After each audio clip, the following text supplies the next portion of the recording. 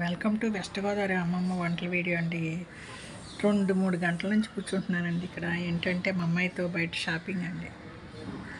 పిల్లోడికి ఏదో పేరు పెడతారంట, పిల్లోడికి ఏమన్నా గోల్డ్ కొనిద్దామని ఆ లలితా జ్యువెలరీలో అప్పుడప్పుడు చీటీ వేస్తారండి. సరే అని కొనిద్దామని వెళ్దామంటే మా అమ్మాయి పిల్లోడిని పెట్టుకుని పిల్లోడితే ఎలా అంది, నేను పెట్టుకుంటాను, నువ్వు సెలెక్ట్ చేసుకో, పెద్ద అమ్మాయిని కూడా పిలుస్తాను, ఆమె కూడా ఏమైనా తీసిస్తానంటే సరే అని రెడీ అయిందండి. 2 అయిందండి, 2 గంటలకి స్టార్ట్ అయ్యిందండి. ఇప్పుడు 5:30 అయిందండి.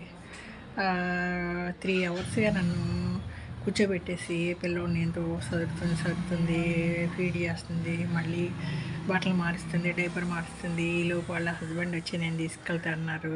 4 రోజులు పిల్లల్ని మీరేం చూసుకుంటా అంటే నేను చూసుకుంటాను ఆయన పిల్లోడిని ఎత్తుకెళ్ళారు.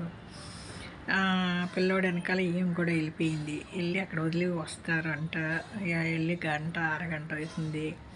సరే ఇవాళ షాపింగ్ ఉందో లేదో కూడా తెలియదండి. రేపు ఫంక్షను ఇవాళ. సరే ఎలాగైనా వెళ్ళి ఏదో ఒకటి వస్తువు తీసి ఇవ్వాలండి. మా వారిని రామంటే రాని, అది బయలుదేరాక కార్ తీస్తా అన్నారు.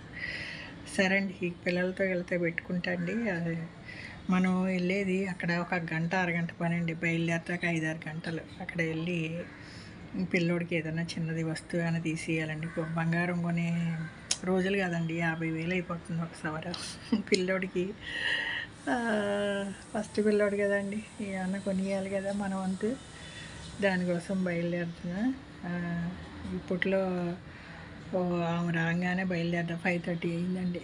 ఎలాగో మా అమ్మాయి పెద్ద అమ్మాయి పిల్లలను ట్యూషన్ పంపిస్తానంది. వాళ్ళ ట్యూషన్ నుంచి కూడా వచ్చేసి ఉంటారండి. మళ్ళీ వాళ్ళతో ఒక అది పేచి వాళ్ళని చూసుకోవడానికి అక్కడ ఇంట్లో ఎవరు లేరు.